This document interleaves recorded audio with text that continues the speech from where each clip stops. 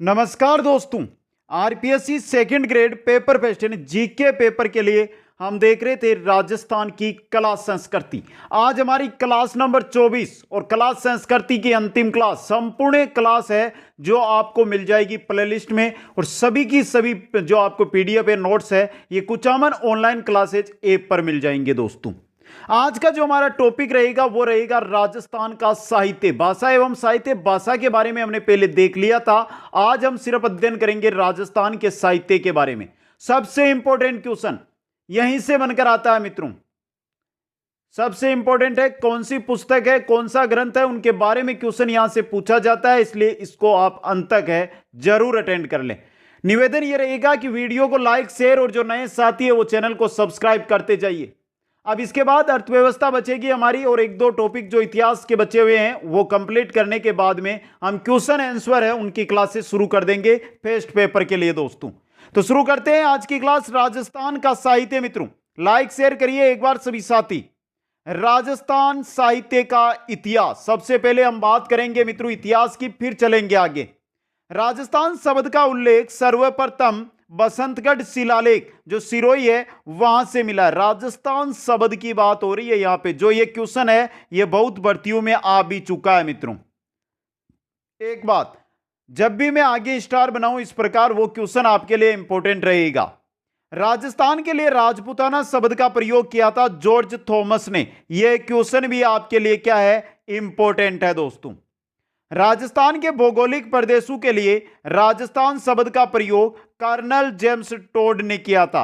जो भौगोलिक प्रदेश है उनके लिए सभी को मिलाकर एक राजस्थान शब्द प्रयोग किया था कर्नल जेम्स टोड ने। राजस्थान में बोली जाने वाली भाषा क्या है, राजस्थानी कहलाती है। राजस्थान में जो भाषा बोली जाती है वो राजस्थानी भाषा कहलाती है। दोस्तों आगे चलिए मित्रों, बड़ी क्लास रहेगी, थोड़ी स्पीड के साथ देखेंगे मित्रों। राजस्थानी भाषा शब्द का प्रयोग सर्वप्रथम जॉर्ज अब्राहम ग्रियर्सन ने अपनी पुस्तक लिंग्विस्टिक सर्वे ऑफ इंडिया में किया है। राजस्थानी भाषा शब्द का प्रयोग किसने किया है, जॉर्ज अब्राहम ग्रियर्सन ने। सीधा ग्रियर्सन भी मिल सकता है एग्जाम में। पुस्तक लिंग्विस्टिक सर्वे ऑफ इंडिया के अंदर राजस्थानी भाषा का सर्वाधिक विस्तृत सर्वेक्षण पहली बार 1912 के अंदर जॉर्ज अब्राहम ग्रियर्सन ने किया है। विस्तृत सर्वेक्षण किसने किया है, जॉर्ज अब्राहम ग्रियर्सन ने। दोस्तों राजस्थानी भाषा की जो लिपि है वो बनियावाणी या वणियावाणी, देवनागरी या महाजनी है। दोस्तों राजस्थानी जो भाषा है इसकी लिपि सबसे ज्यादा बार आता है ये बनियावाणी की बार से।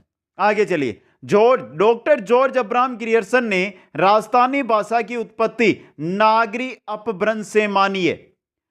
तो ग्रियर्सन ने तो नागरी अपभ्रंश से राजस्थानी भाषा की उत्पत्ति मानी है। कन्हैयालाल माणिक्यलाल मुंशी व मोतीलाल मेनालिया ने राजस्थानी भाषा की जो उत्पत्ति है वो गुर्जरी अपभ्रंश से मानी है। इंपॉर्टेंट क्वेश्चन है ये आपके लिए। नागरी अपभ्रंश से किसने मानी है, गुर्जरी अपभ्रंश से किसने मानी है। और आगे और देखिए, यहां पे देखिए डॉक्टर सुनीति कुमार चटर्जी ने राजस्थानी भाषा की उत्पत्ति मानी है सौराष्ट्री अपभ्रंश से। यह भी इंपॉर्टेंट है आपके लिए। डॉक्टर दशरथ लाल शर्मा ने राजस्थानी भाषा की उत्पत्ति सोरसेनी अपभ्रंश से मानी है। यह क्वेश्चन बहुत बार एग्जामों में आ भी चुका है मित्रों। अब देखिए, राजस्थानी भाषा का उद्भव 11वीं शताब्दी में हुआ। 13वीं शताब्दी में राजस्थानी गद्य साहित्य का उद्भव हुआ। राजस्थानी भाषा का उद्भव तो 11वीं शताब्दी में हुआ है। 13वीं भाषा के अंदर राजस्थानी गद्य साहित्य का उद्भव हुआ है। 16वीं शताब्दी में राजस्थानी भाषा का स्वतंत्र रूप से विकास होने लगा है। और 18वीं शताब्दी में आधुनिक, नवीन या अर्वाचीन राजस्थानी भाषा है इसका विकास हुआ है। तो आधुनिक जो राजस्थानी भाषा है उसका विकास 18वीं शताब्दी के अंदर हुआ है। इंपॉर्टेंट है ये सभी के सभी आपके लिए। आगे चलिए मित्रों, अध्ययन की दृष्टि से राजस्थानी भाषा को दो भागों में बांटा गया है। एक है पश्चिमी राजस्थानी और दूसरा है पूर्वी राजस्थानी। दोस्तों राजस्थानी साहित्य मुख्यतः मारवाड़ी में लिखा गया। जो राजस्थानी साहित्य है वो कौन सी भाषा में मिलेगा, मारवाड़ी। दोस्तों मारवाड़ी सर्वाधिक किस यानी विशुद्ध रूप से मारवाड़ी किस जिले में बोली जाती है, आया हुआ क्वेश्चन है 2021 के अंदर। विशुद्ध रूप से मारवाड़ी भाषा किस जिले में बोली जाती है, जोधपुर जिले के अंदर। प्राचीन राजस्थानी काव्य रचना अपभ्रंश या पश्चिमी प्राकृत के पतन के समय लिखी गई थी। यही अपभ्रंश या पश्चिमी प्राकृति राजस्थान भाषा का क्या है? मूल स्रोत है। जो प्राचीन राजस्थानी काव्य रचना है वो अपभ्रंश या पश्चिमी प्राकृत जब हुआ उसका पतन उसके समय जो लिखी गई दोस्तों। 15वीं सदी के आसपास काव्य रचना के लिए एक विशेष भाषा विकसित हुई जो बोलचाल में कहीं भी प्रचलित नहीं थी। इंपॉर्टेंट, 15वीं सदी के आसपास काव्य रचना के लिए एक भाषा है ना वो विकसित हुई, लेकिन वो बोलचाल में कहीं पर भी नहीं थी। वो कौन सी थी? आपकी डिंगल भाषा थी। और डिंगल नाम इसे ब्रिज भाषा से निकले हुए एक अन्य भाषा पिंगल से अलग करने के लिए दिया गया था। ब्रज भाषा से निकली है पिंगल, उससे अलग करने के लिए इसको क्या नाम दिया गया था? डिंगल नाम दिया गया था दोस्तों। आगे डिंगल भाषा और पिंगल भाषा के बारे में विस्तृत अध्ययन भी हम करेंगे दोस्तों। बात करते हैं राजस्थानी भाषा साहित्य की दो शैलियां, एक तो डिंगल शैली और दूसरी है पिंगल शैली। देखिए मित्रों, डिंगल शैली राजस्थानी भाषा साहित्य की वह शैली जिस पर मारवाड़ी भाषा का तथा गुर्जरी अपभ्रंश का प्रभाव इस शैली पर सबसे ज्यादा पड़ा है। यानी कि जो डिंगल शैली है इस पर आपको मारवाड़ी भाषा और गुर्जरी अपभ्रंश है इसका प्रभाव देखने को मिलेगा। राजस्थान में चारण जाति का अधिकांश जो साहित्य है वो डिंगल शैली के अंदर लिखा गया। चारण जाति का लगभग साहित्य आपको डिंगल है शैली में मिलेगा। पिंगल शैली की बात करें तो राजस्थानी भाषा साहित्य की वह शैली जिस पर ब्रज भाषा का प्रभाव पड़ा पिंगल शैली के नाम से जानी जाती है। भाट जाति द्वारा अधिकांश साहित्य है वो पिंगल शैली के अंदर लिखा गया दोस्तों। तो भाट जाति ने जो साहित्य लिखा वो किस में लिखा है? पिंगल शैली के अंदर लिखा है दोस्तों। तो यह है डिंगल शैली और पिंगल शैली राजस्थानी भाषा साहित्य की शैलियां दोस्तों। अब हम बात करते हैं मित्रों साहित्य के रूपों के बारे में। साहित्य के दो रूप है मित्रों, पहला है आपका रासो साहित्य और दूसरा है ख्यात साहित्य। एक एक कैसे है ये रासो, कैसे है ये ख्यात, इनके बारे में अध्ययन करते हैं। तो सबसे पहले चलिए रासो साहित्य के बारे में देख लेते हैं हम। जब किसी वंश या व्यक्ति की उपलब्धियों को महाकाव्य के रूप में लिखा जाता है तो उसको रासो साहित्य कहते हैं। अब रासो साहित्य किसको कहा जाता है? किसी व्यक्ति या वंश की जो उपलब्धियां उनको महाकाव्य के रूप में लिखते हैं तो उसको रासो साहित्य कहते हैं। चंद्रबरदाई द्वारा रचित पिंगल शैली का ग्रंथ पृथ्वीराज रासो, देखिए ये रासो ये किसी व्यक्ति या किसी वंश की जो उपलब्धियां हैं उनके बारे में है दोस्तों। हिंदी भाषा साहित्य का प्रथम महाकाव्य पृथ्वीराज रासो को माना जाता है जो पिंगल शैली के अंदर ब्रज भाषा से प्रभावित है दोस्तों। ये नारपति नाले द्वारा रचित बिसलदेव रासो डिंगल भाषा के अंदर है। सारंगधर यानी कवि जोधराज द्वारा रचित हमीर रासो डिंगल में। दलपत विजय द्वारा रचित खुमान रासो डिंगल भाषा, ये क्या है? प्रमुख रासो साहित्य के अंदर माने जाते हैं। यहां से याद मत करो, आगे एक एक जो ग्रंथ है रासो है या ख्यात है किसने लिखी उनके बारे में एक आपके सामने चार्ट लेकर आ जाऊंगा दोस्तों। आगे चलिए, नेक्स्ट आती है हमारी ख्यात साहित्य।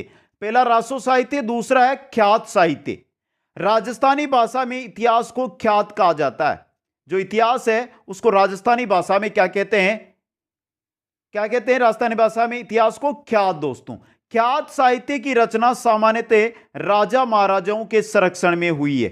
जैसे हम देखें तो दयालदास दयालदास द्वारा रचित डिंगल शैली की यह प्रमुख रचना है।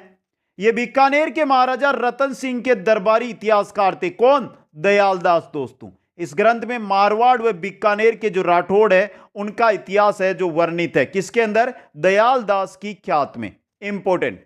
इसी प्रकार हम बात कर लेते हैं नैणसीरी ख्यात। इसमें क्या एक एक ख्यात जो इंपॉर्टेंट है वो सभी ख्यात आपके सामने लेकर आऊंगा मैं यहां पे। मुहणोत नैणसी द्वारा रचित डिंगल शैली की रचना। मुहणोत नैणसी महाराजा जसवंत सिंह के क्या थे? दरबारी इतिहासकार थे दोस्तों ये मुहणोत नैणसी।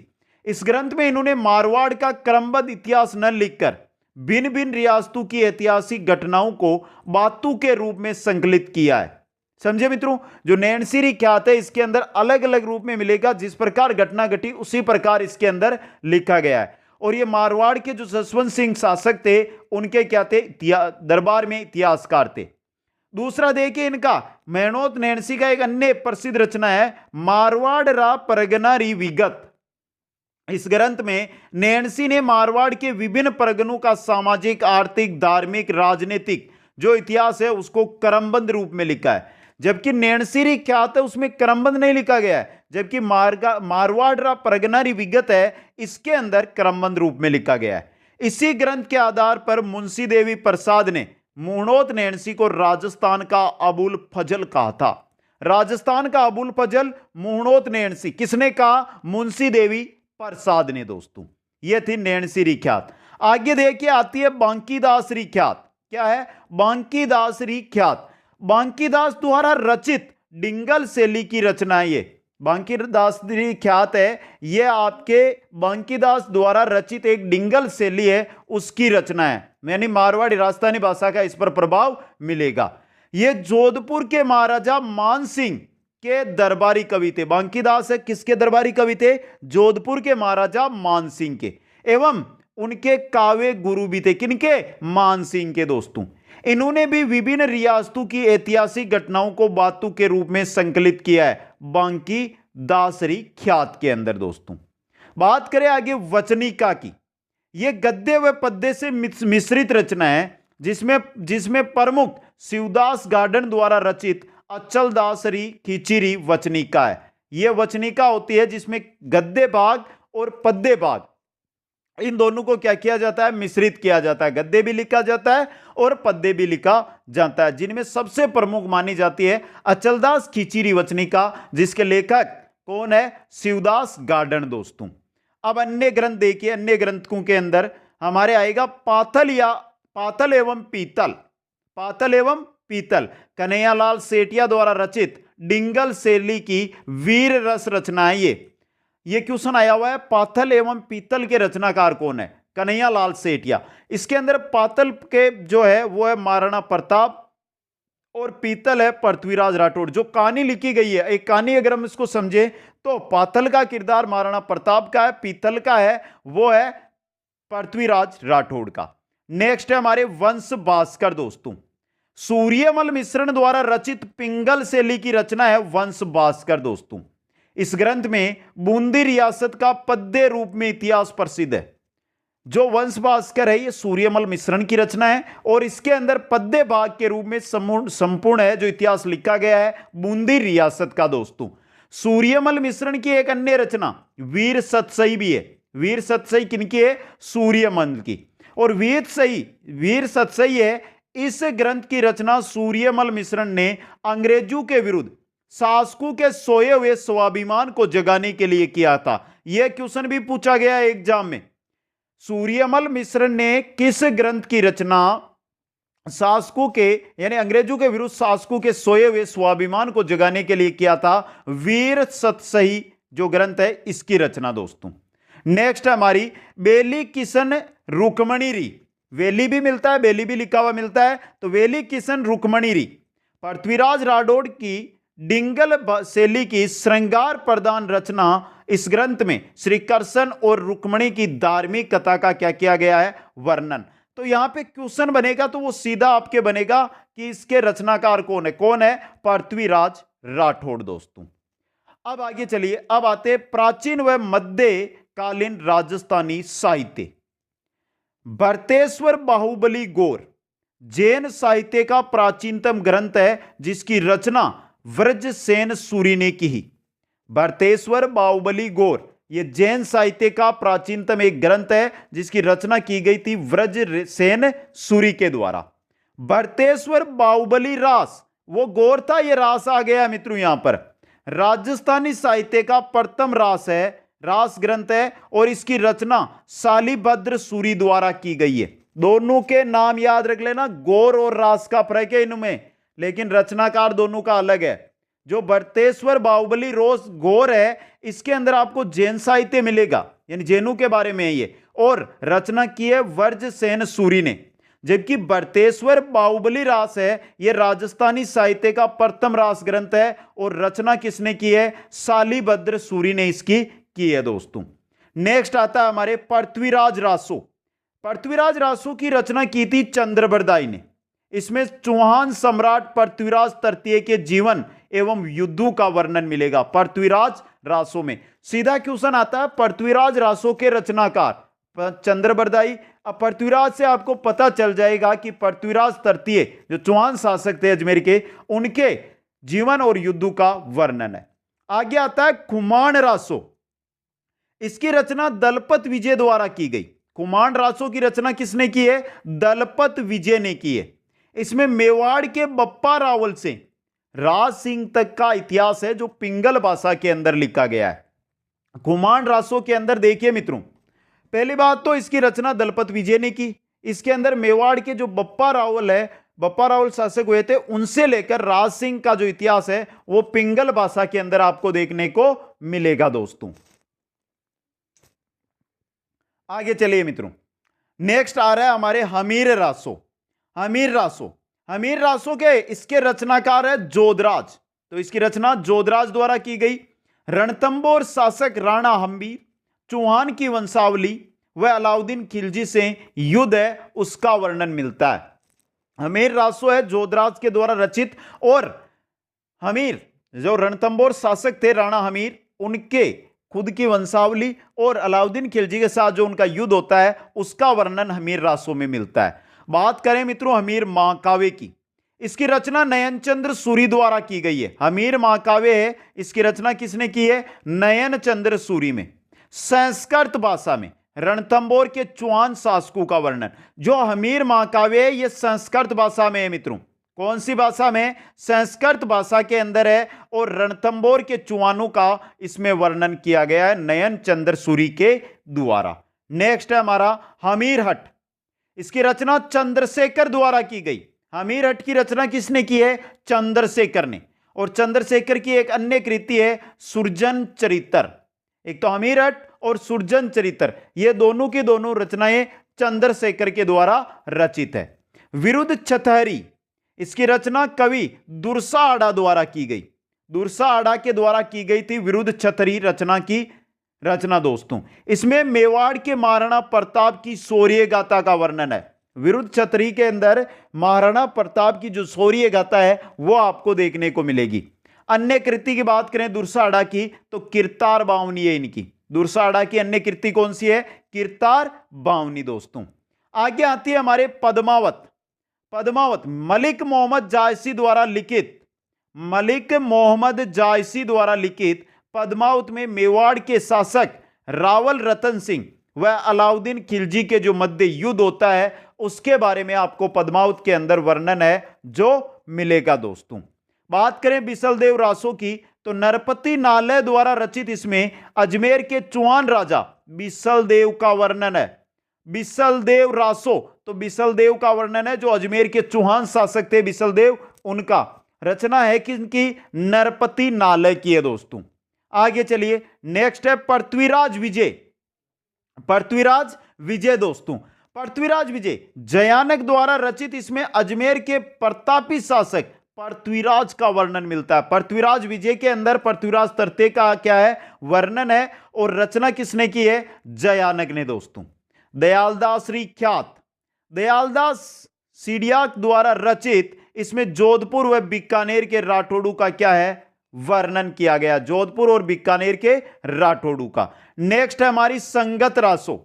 गिरधर आसिया द्वारा रचित में महाराणा प्रताप के छोटे भाई शक्ति सिंह का वर्णन है। संगत रासो के अंदर महाराणा प्रताप के छोटे भाई थे शक्ति सिंह, उनका वर्णन है, और गिरधर आसिया के द्वारा इस रचना की गई है दोस्तों। नेक्स्ट में चलिए, नेक्स्ट आ रहा है हमारे अजीतोदय। अजीतोदय जगजीवन भट्ट द्वारा रचित, अजीतोदय जगजीवन भट्ट के द्वारा रचित, इसमें मारवाड़ के शासक जसवंत सिंह व अजीत सिंह के मुगलों के साथ संबंधों का वर्णन है। एक तो जसवंत सिंह, एक अजीत सिंह का मुगलों के साथ कैसा संबंध रहा वो आपको अजीतोदय के अंदर मिल जाएगा। नेक्स्ट है गज गुण रूपक। कौन सी है? गज गुण रूपक, केशवदास गार्डन द्वारा रचित, इसमें जोधपुर के जो महाराजा है गज सिंह, उनका वर्णन आपको देखने को मिलेगा। गज गुण रूपक, तो गज आ गया तो गज से गज सिंह। अब रचनाकार कौन है? केशवदास गार्डन है दोस्तों। नेक्स्ट में चलते हैं। नेक्स्ट है डोला मारूरा दोवा। डोला मारूरा दोवा कवि कलोल के द्वारा, यह इंपॉर्टेंट है मित्रों। डोला मारूरा दोवा के रचनाकार है कवि कलोल। तो कवि कलोल के द्वारा रचित इसमें डिंगल भाषा के श्रृंगार रस से परिपूर्ण ग्रंथ एवं डोला एवं मारू के प्रेम का क्या किया गया है, वर्णन किया गया है डोला मारूरा दोवा के अंदर। रचनाकार कवि कलोल दोस्तों। नेक्स्ट है सूरज प्रकाश करनीदान, करनीदान के द्वारा रचित है और इसमें जोधपुर के राठौड़ वंश के प्रारंभ से लेकर अब्बे सिंह के समय तक की घटनाओं का वर्णन किया गया है। जोधपुर में जब राठौड़ वंश प्रारंभ होता है वहां से लेकर अब्बे सिंह जब तक शासक बनते हैं तब तक का वर्णन सूरज प्रकाश में मिलेगा और लेखक रचनाकार करनीदान है दोस्तों। आगे चलिए, नेक्स्ट आ रही है वेली किशन रुक्मणी। पृथ्वीराज राठौड़ इसमें श्री कृष्ण व रुक्मणी के विवाह की कथा का वर्णन करते हैं। पृथ्वीराज राठौड़ के द्वारा रचित श्री कृष्ण और रुक्मणी के विवाह का वर्णन किया गया है। कानड़दे प्रबंध पद्मनाभ के द्वारा रचित है। कानड़दे प्रबंध, जो कानड़दे प्रबंध है इसके रचनाकार कौन है, पद्मनाभ। जालोर के वीर शासक कानड़दे एवं अलाउद्दीन के मध्य जो युद्ध होता है उसका वर्णन आपको कानड़दे प्रबंध के अंदर मिलेगा। नेक्स्ट है क्वलाई माला। क्वलाई माला है, इसके रचनाकार है उद्योतन सूरी। कौन है, उद्योतन सूरी दोस्तों। इसकी रचना 778 ईस्वी में जालोर में तत्कालीन राजस्थान के सांस्कृतिक जीवन का वर्णन है। जालोर के अंदर जो उस समय का 778 ईस्वी की बात है कि इसकी रचना की गई, तो उस समय का जो जीवन था वहां का उसके बारे में क्वलाई माला के अंदर रचनाकार है उद्योतन सूरी। नेक्स्ट आ रही है राजरूपक। वीरबाण के द्वारा इसकी रचना की गई। जोधपुर महाराजा अभय सिंह एवं गुजरात के सूबेदार सर बुलंद खां के युद्ध का वर्णन राजरूपक के अंदर होता है। राजरूपक के रचनाकार वीरबाण, इसके बारे में मिलता अभय सिंह व जो जोधपुर शासक थे अभय सिंह और गुजरात के शासक थे यानी सूबेदार थे सर बुलंद खां, उनके युद्ध का वर्णन। नेक्स्ट में चलिए, नेक्स्ट है बांकीदास ख्यात। बांकीदास का अन्य ग्रंथ यानी बांकीदास है इसके रचनाकार मान जसो मंडन और दातार बावनी। बांकीदास ख्यात, मान जसो मंडन और दातार बावनी, इन तीनों के रचनाकार कौन है, बांकीदास है दोस्तों। वचनिका राठौड़ रतन सिंह मेष दासोत्री, इंपॉर्टेंट है ये। वचनिका राठौड़ रतन सिंह मेष दासोत्री। जग्गा बीडिया धर्मत के युद्ध का वर्णन मिलता है। जग्गा बीडिया इसके रचनाकार है और जो धर्मत का युद्ध हुआ था उसके बारे में संपूर्ण वर्णन मिलेगा वचनिका राठौड़ रतन सिंह की मेष दासोत्री दोस्तों। नेक्स्ट आती है वंश भास्कर। वंश भास्कर सूर्यमल मिश्रण के द्वारा इसकी रचना की गई। बूंदी राज्य के इतिहास का इसमें वर्णन है और दत्तक पुत्र मुरारी दान ने इसे क्या किया था, पूरा किया था दोस्तों। नेक्स्ट है चेतावनी राज चुंगट्या। केसरी सिंह बारट के द्वारा इसकी रचना की गई। मेवाड़ के महाराणा फतेह सिंह को दिल्ली दरबार में जाने से रोकने के लिए केसरी सिंह बारट ने चेतावनी राज चुंगट्या नामक ग्रंथ है या साहित्य है इसकी रचना की थी। आगे चलिए मित्रों, नेक्स्ट हमारा आ रहा है राव जेतसिरोचंद। बिट्टू सूजा द्वारा राव जेतसिरा चंद है, इसकी रचना किसने की है, बिट्टू सूजा ने की है। अब देखिए बिट्टू सूजा के द्वारा बाबर के पुत्र कामरान एवं बीकानेर के नरेश थे राव जेतसी के मध्य जो युद्ध होता है कामरान और राव जेतसी के मध्य, उसका वर्णन मिलेगा राव जेतसिरोचंद में। इसके रचनाकार है बिट्टू सूजा दोस्तों। नेक्स्ट है रुक्मणी हरण। सायाजी झूला के द्वारा इसकी रचना की गई है। ईडर नरेश के आश्रित कवि थे। ईडर नरेश ईडर के राजा के ये क्या थे, आश्रित कवि थे। और इनकी एक अन्य ग्रंथ है वो है नाग दमन। सयाजी झूला का अन्य ग्रंथ है नाग दमन दोस्तों। आगे चलिए, नेक्स्ट हमारा आता है वीर विनोद। नेक्स्ट है मित्रों वीर विनोद। अब देखिए वीर विनोद के लेखक है श्यामल दास और मेवाड़ के अंग्रेजों कालीन इतिहास का है जो वीर विनोद के अंदर आपको वर्णन मिलेगा। प्राचीन लिपिमाला राजपूताने का इतिहास, इनके द्वारा किनके द्वारा, प्राचीन लिपिमाला ये ग्रंथ है और राजपूताने का इतिहास ये भी ग्रंथ है। इनकी रचना की थी पंडित गौरीशंकर हीराचंद ओझा ने दोस्तों। इनके द्वारा ये रचित है। अब आगे हम चलते हैं राजस्थान के प्रमुख साहित्यकार एवं कवियों की ओर दोस्तों। एक एक जो साहित्यकार या कवि हुए हैं उनके बारे में हम पढ़ेंगे, जिनसे क्वेश्चन है वो आपका न छूटे। सबसे पहले आ रहे हैं नागरीदास, जिनको हम सावन सिंह के नाम से भी जानते हैं, नागरीदास या सावन सिंह। दोस्तों देखिए मित्रों, नागरीदास ये किशनगढ़ के शासक थे। इन्होंने नागरीदास के नाम से स्वतंत्र ग्रंथों की रचना की थी। नागरीदास के नाम से ही स्वतंत्र ग्रंथों की रचना कर दी थी नागरीदास ने। नागरीदास वल्लभ संप्रदाय के कवि है। किस संप्रदाय के हैं? वल्लभ संप्रदाय के। इन्होंने श्रृंगार व प्रेम रस में कविताएं लिखी, श्रृंगार और प्रेम रस के अंदर। दोस्तों नागरीदास के ग्रंथों में राधा कृष्ण की प्रेम लीलाओं का क्या मिलेगा? आपको वर्णन मिलेगा। दोस्तों आगे देखिए, सबसे इंपॉर्टेंट, पारिवारिक कलह के कारण इनके मन में वैराग्य भाव उत्पन्न हो गया। परिवार की राड़ थी जिसके मन से ये हुए विचलित और इनके मन में वैराग्य भाव उत्पन्न हो गया नागरीदास के, और इन्होंने अपना राजपाट सब कुछ त्याग कर कहां चले गए? वृंदावन चले गए। शासक थे ये किशनगढ़ के, अब चले गए वृंदावन। दोस्तों आगे देखिए, इन्होंने राधा जी की बनी ठनी रूप की कल्पना की, वह उन पर अनेक चित्र भी बनाए, जिससे किशनगढ़ शैली का क्या हुआ? विकास।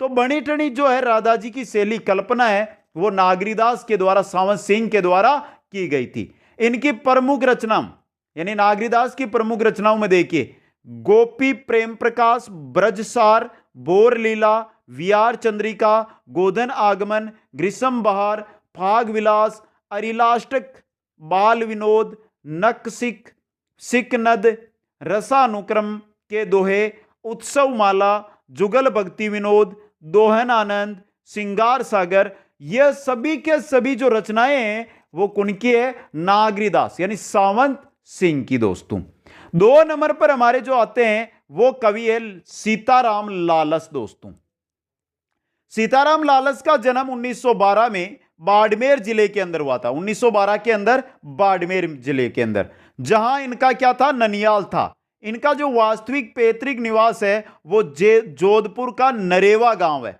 जोधपुर जिले में नरेवा गांव था, लेकिन इनका जन्म बाड़मेर में हुआ, जहां इनका था ननियाल। दोस्तों सीताराम लालस ने 2 लाख शब्दों से अधिक का एक राजस्थानी शब्दकोश तैयार किया, जिसके कारण इन एनसाइक्लोपीडिया ब्रिटेनिका ने श्री लालस को राजस्थानी जुबां की मसाल से संबोधित किया। इंपॉर्टेंट क्वेश्चन, राजस्थानी जुबां की मसाल से संबोधित किया गया था सीताराम लालस को, किसके द्वारा? एनसाइक्लोपीडिया ब्रिटेनिका के द्वारा। दोस्तों वर्ष 1976 में जोधपुर विश्वविद्यालय ने डीलिट, इंपॉर्टेंट है ये, डीलिट की मानक उपाधि से तथा भारत सरकार ने वर्ष 1977 में पद्मश्री सम्मान से विभूषित इनको किया।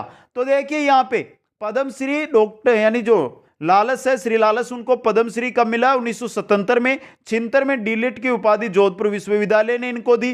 राजस्थानी जुबां की मसाल इनको कहा गया एनसाइक्लोपीडिया ब्रिटेनिका के द्वारा। दोस्तों नेक्स्ट में चलिए, नेक्स्ट हमारे कवि आते हैं कन्हैयालाल सेठिया। दोस्तों कन्हैयालाल सेठिया का जन्म हुआ था सुजानगढ़ चूरू के अंदर।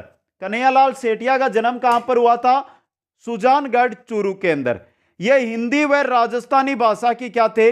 प्रसिद्ध कवि थे। दोस्तों जो कन्हैयालाल सेठिया है, हिंदी और राजस्थानी भाषा के प्रसिद्ध कवि थे।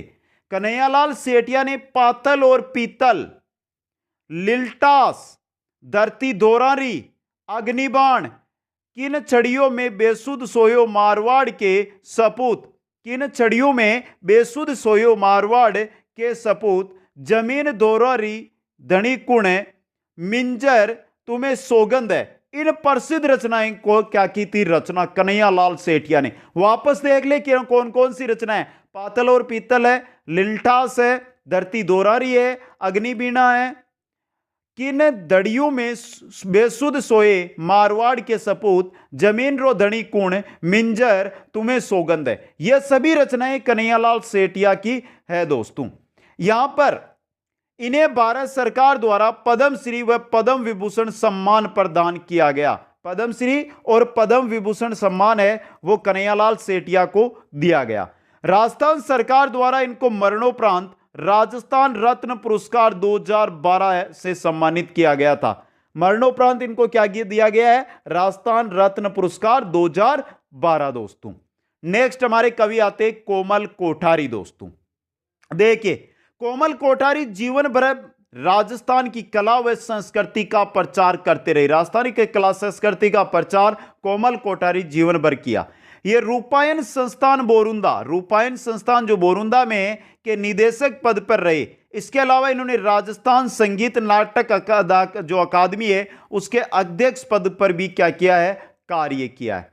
कोमल कोठारी ने ज्ञानोदय व ज्वाला पत्रिका का क्या किया था? संपादन किया था। ज्ञानोदय व ज्वाला पत्रिका का। भारत सरकार ने इनको पद्म श्री व पद्म विभूषण से क्या किया था? कोमल कोठारी को सम्मानित किया था। मरणोपरांत राजस्थान सरकार ने इन्हें राजस्थान रत्न पुरस्कार 2012 से क्या किया है? कोमल कोठारी को सम्मानित किया है मित्रों। तो राजस्थान साहित्य की इस क्लास के अंदर इतना ही अध्ययन करेंगे। नेक्स्ट क्लास में जो बाकी के हमारे कवि है, साहित्यकार है वो, और फिर जो इंपॉर्टेंट रचनाएं हैं, लगभग 60 से 70 रचनाएं हैं जिनके कौन कौन रचनाकार है, उनके बारे में हम नेक्स्ट क्लास में अध्ययन करेंगे दोस्तों। तो कैसी लगी ये क्लास एक बार कमेंट करके बता दें। वीडियो को लाइक, शेयर और जो नए साथी है चैनल को जरूर सब्सक्राइब करें। आप सभी को बहुत बहुत धन्यवाद। जय हिंद, जय भारत।